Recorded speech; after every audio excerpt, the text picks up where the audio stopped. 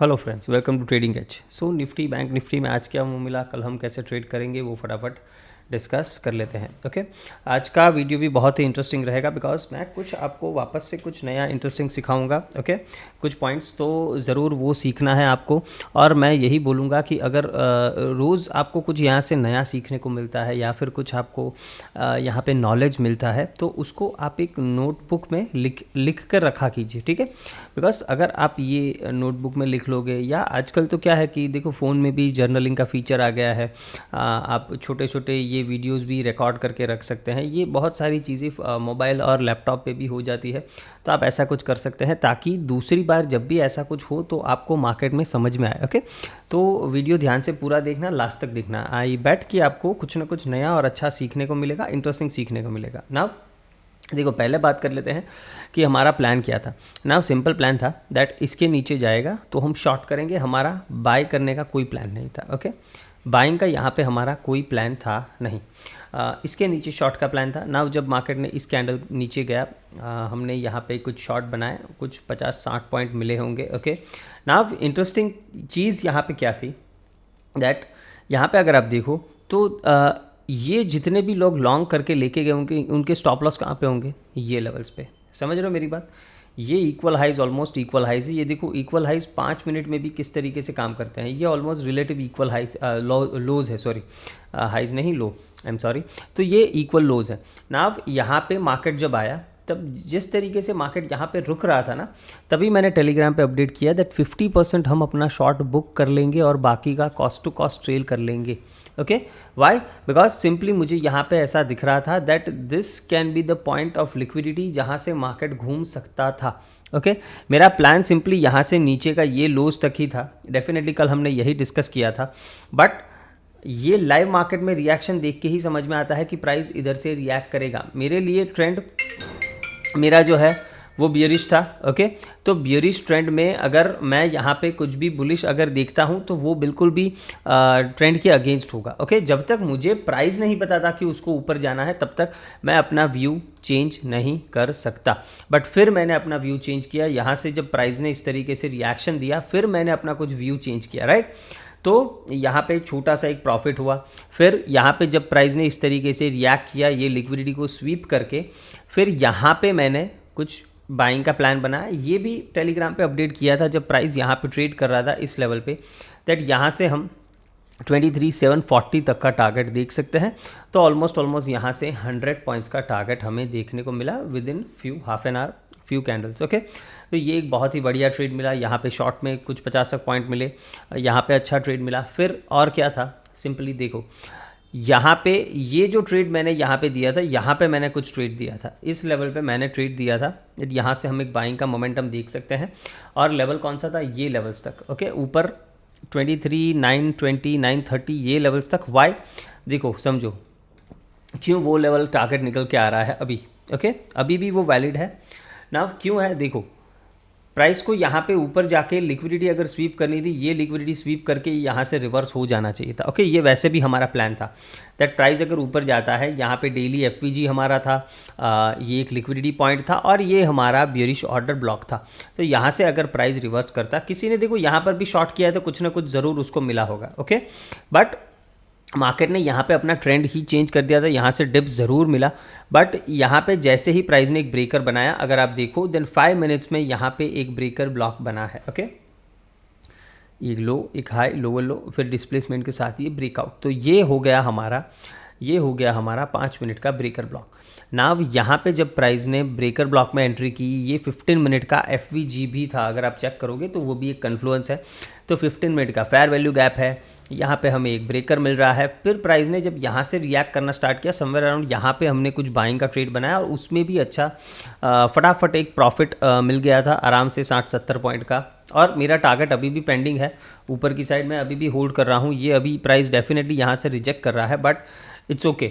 मेरा stop loss यहाँ पे कहीं पे प्लेस्ड है। ओके, ये जो लाइन देख रहे हो डैश्ड, ये मेरा स्टॉप लॉस है। इसके नीचे कुछ कैंडल क्लोज वगैरह करता है तो मैं निकल जाऊँगा, बट अदरवाइज़ अभी मेरा टारगेट इंटैक्ट है फॉर ये लिक्विडिटी। ओके, 23,900, 920, 930 उसके आसपास। नाउ जो इंपॉर्टेंट चीज़ मैं आपको बता रहा था उसके लिए पहले जाते हैं, ये सब बंद कर देते हैं, पहले तो ये फालतू चीज़ें ये डिलीट कर देते हैं जो हमें चाहिए नहीं। ये इसका काम ख़त्म, इसको डिलीट करते हैं, इसका काम ख़त्म, इसको डिलीट करते हैं और ये भी डिलीट कर देते हैं। ओके, नाउ आते हैं डेली चार्ट पे और डेली चार्ट पे कुछ दिखते हैं। देखो यहाँ पे हमारा प्लान वीकली एनालिसिस और सारे 2 दिन से एनालिसिस जो कर रहे हैं उस पर सिंपल था दैट प्राइस एक डाउन ट्रेंड में है तो हम नीचे के ही प्राइस एक्सपेक्ट करेंगे। यहाँ पे डेली ऑर्डर ब्लॉक था, ये हम सबको दिख रहा था। ओके, बट जब तक ट्रेंड मेरे साथ नहीं है तब तक आप सबको पता है दैट जो ट्रेंड के साथ होता है, ठीक है, वही POI को मैं ज़्यादा इम्पॉर्टेंस देता हूँ। सिंपल है मेरी बात, बिकॉज ये जो था मार्केट एक डाउन ट्रेंड में था, ये एक बुलिश ऑर्डर ब्लॉक था, तो इसको मैं इतना इंपॉर्टेंस नहीं देता हूँ। मैं यहाँ से ऐसा नहीं मान सकता कि प्राइस यहाँ से रिवर्स करके ऊपर जाएगा जब तक मुझे एक रिएक्शन ना दिखे। ओके, ये डेली चार्ट की बात है। तो जब तक मुझे एक रिएक्शन ना दिखे तो डेली चार्ट पे रिएक्शन आने में ऑब्वियसली 1 से 2 दिन लग जाएंगे। ओके, तो ये प्राइस ने यहाँ से डेफिनेटली कल ही रिएक्ट किया था, बट कल कोई इतना स्ट्रॉन्ग रिएक्शन नहीं था। ओके, आज जो प्राइस ने डिप किया पहले, फिर प्रीवियस डे लोकल मतलब जो प्रीवियस डे पे जो स्टॉप लॉस का प्लेस था वहाँ पे लिक्विडिटी हंट करके जो ऊपर गया, तब मुझे कुछ कन्विक्शन आया कि यहाँ से हम ऊपर जा सकते हैं, थोड़ा पुल बैक और ले सकते हैं। हो सकता है ये गैप ही पूरा फिल कर दे 24,200 तक, यहाँ से नीचे आए या फिर इस ऑर्डर ब्लॉक तक, सॉरी ये फेयर वैल्यू गैप तक 23,400 24,400 तक आए, इधर से घूम जाए। ये सारी चीज़ें अभी पॉसिबिलिटी है, वो डिस्कस करते हैं अभी आगे। बट नाउ प्राइस अभी थोड़ा बुलिश दिख रहा है। ओके, ये बात सिंपल है। नाउ जो मैं आपको बता रहा था, एक बार 2 आवर्स के या फिर 1 आवर के कोई भी चार्ट पे आप चले जाओ, कोई दिक्कत नहीं है। ये 2 आवर का चार्ट है। देखो यहाँ पे मुझे क्लियर कट क्या दिख रहा है दैट प्राइस यहाँ पे नीचे आया, एक पुल बैक दिया, एक लोअर लो लगाया, फिर डिस्प्लेस करके ये था हमारा ब्रेकर ब्लॉक। मेरी बात समझो, ये हमारा एक ब्रेकर ब्लॉक है। ओके, ये पूरा लेग ही ब्रेकर ब्लॉक है, आप पूरा लेग ही मान सकते हो, ये पूरा लेग हमारा ब्रेकर ब्लॉक था। ओके, नाउ यहाँ पे ये देखो, ये 5 मिनट का ब्रेकर नहीं है। ओके, ये 15 मिनट का ब्रेकर नहीं है, ये 2 आवर का, 1 आवर का, अगर आप 4 आवर का चार्ट देखोगे तो उसमें भी दिखेगा। तो ये एक बड़ा टाइम फ्रेम का ब्रेकर ब्लॉक है, इसमें से रिएक्शन आने में टाइम लगता है। तो मैंने देखा प्राइस यहाँ पे 2-3-4 दिन से होल्ड कर रहा है इस लेवल पे और यहाँ से नीचे ब्रेक नहीं हो रहा है। ठीक है, मेरी बात सिंपल है। और फिर हमें क्या देखने को मिला दैट इस लो को स्वीप करके प्राइस यहाँ से ऊपर जाने की कोशिश कर रहा और ऊपर ही सस्टेन कर रहा था। यहाँ से रिवर्स आ जाता तो हम डेफिनेटली फिर शॉर्ट का ही प्लान करते, ये ब्रेकर को हम वैलिड नहीं गिनते। बट अभी क्या है, देखो प्राइस अभी भी इस ब्रेकर के अंदर है, अभी भी इसको ब्रेक नहीं किया। इसको ब्रेक करने के लिए 23,900 के ऊपर हमें क्लोज चाहिए होगा। तो ये एक इम्पॉर्टेंट चीज़ है। अगर प्राइस इसको रिस्पेक्ट करता है ये वाले ब्रेकर को, देन यहाँ से हमें सीधे सीधे ये हाइस तक के टारगेट देखने को मिल सकते हैं 24,800 तक के। ना ये मैं क्यों बोल रहा हूँ, बिकॉज अगर आप चार्ट देखो तो यहाँ पे क्लियरली इक्वल हाइज, अगर 1 आवर का भी चार्ट देखें, देखो पहले तो आप एक चीज़ समझो, इक्वल हाइज एंड इक्वल लोज कितने इंपॉर्टेंट होते हैं। ओके, देखो सबसे पहले यहाँ पे इक्वल हाइज लगे, बट ये प्राइस ने स्वीप नहीं किया ना। हर एक जगह पे ये स्वीप होगा ऐसा ज़रूरी नहीं है। Okay, but most of the cases में ये डेफिनेटली स्वीप होगा। तो ये यहाँ पे नहीं हुआ, कोई दिक्कत नहीं। उसके बाद कहाँ पे इक्वल हाइज लगे, ये देखो ये इक्वल हाइज यहाँ पे लगे, ये स्वीप हुआ, वहाँ से प्राइस नीचे। ना यहाँ पे इक्वल हाइज लगे, प्राइस नीचे गया, ये गैप को फिल किया, फिर वापस से इसको टारगेट किया। भले ही इसके ऊपर गया नीचे गया, वो हमारा लुकआउट नहीं है। हमारा लुकआउट क्या है दैट अगर प्राइस नीचे है तो हम ये टारगेट के लिए बाइंग कर सकते हैं। सिंपल है, अगर ये इक्वल हाइज यहाँ पे पड़े हैं तो। और अगर प्राइस इस तरीके से इक्वल हाइज पे यहाँ पे ट्रेड कर रहा है और हमें दिख रहा है कि इसके ऊपर सस्टेन नहीं कर रहा, तो यहाँ से हम एक रिवर्सल प्लान कर सकते हैं अगर हमारा ओवरऑल ट्रेंड बियरिश है, राइट। तो इस तरीके से इक्वल हाइज एंड इक्वल लोज काम करते हैं। आप बहुत जगह देख पाओगे, यहाँ पर भी देखो ये इक्वल लोज है, प्राइस ने पहले इक्वल हाइज लिए, फिर उसको स्वीप किया, फिर सीधा टारगेट क्या था, सीधा ये इक्वल लोज। तो ये इस तरीके से काम करता है। इसीलिए ये बहुत इंपॉर्टेंट है कि आप प्राइस में चार्ट में लिक्विडिटी पॉइंट्स फाइंड आउट करो। स्पेशली 1 आवर चार्ट में अगर आप फाइंड आउट करते हो तो वो बहुत ही बढ़िया रहेगा ना। इसके ऊपर जो प्राइस जाएगा, ओके, इस स्विंग के ऊपर प्राइस जाएगा, देन उसके बाद उसके पास जो लिक्विडिटी पड़ी होगी, एक ये पॉइंट होगा और उसके बाद सीधा ये पॉइंट होगा। ओके मेरी बात समझ में आ रही है। बट इसके लिए डेफिनेटली प्राइस को यहाँ पे इसके ऊपर सस्टेन करना पड़ेगा, 23,900 के ऊपर इसको जाना पड़ेगा। अगर ये नहीं जाता है देन डेफिनेटली जो हमारा डाउनसाइड का व्यू था वो हम कंटिन्यू रखेंगे, इसमें कोई दो राहें नहीं है। बट यहाँ पे प्राइस अभी ऐसे जंक्चर पे खड़ा है कि हमें बुलिश और बियरिश दोनों चीज़ें देखनी पड़ेंगी। ओके तो इसीलिए मैं आज थोड़े बाइंग के ट्रेड्स लिए और उसमें अच्छा खासा पैसा भी बनाया बाइंग के ट्रेड पे। तो कई लोगों को लगेगा सर आपने बाइंग करने के लिए कल प्रॉपरली मना किया था कि नहीं ही करना है।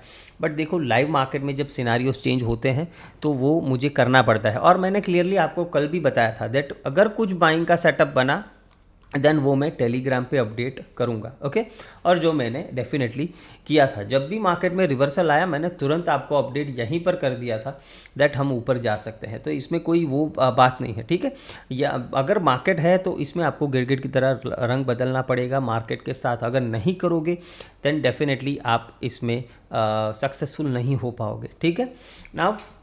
इसको कल कैसे ट्रेड करना है वो देख लेते हैं ना। इंपॉर्टेंट यहाँ पे मैंने आपको बता दिया डेली चार्ट पे क्या है। ओके नाउ प्राइस देखो अभी भी ये 800 के ऊपर क्लोज हो जाता ना देन डेफिनेटली ये एक इन्वर्स एफवीजी बन जाता। बट अभी प्राइस ने क्या किया है, इधर से रिएक्शन दिया है। तो अगर ये लोज ब्रेक हो गए ना कभी भी, भले मैं ऐसा नहीं बोल रहा हूँ कि कल के कल ये लोज ब्रेक हो जाए, हो सकता है फ्राइडे को हो सकता है नेक्स्ट मंडे को हो, कभी भी अगर ये लोज ब्रेक हो गए और प्राइस इसके ऊपर क्लोज नहीं होता 23,800 ओके जो डेली एफवीजी का लेवल है, अगर इसके ऊपर प्राइस क्लोज नहीं होता और इससे पहले पहले प्राइस इसके नीचे चला जाता है देन यहाँ से एक अच्छा खासा डाउनसाइड देखने को मिल सकता है। ओके और अगर इसके ऊपर क्लोज हो गया देन डेफिनेटली हम एक अपसाइड प्लान करेंगे। पहले 24,200 तक ये क्रॉस हुआ देन 24,400 डेली एफवीजी, ये तो हमारा बियर मिनिमम टारगेट रहेगा।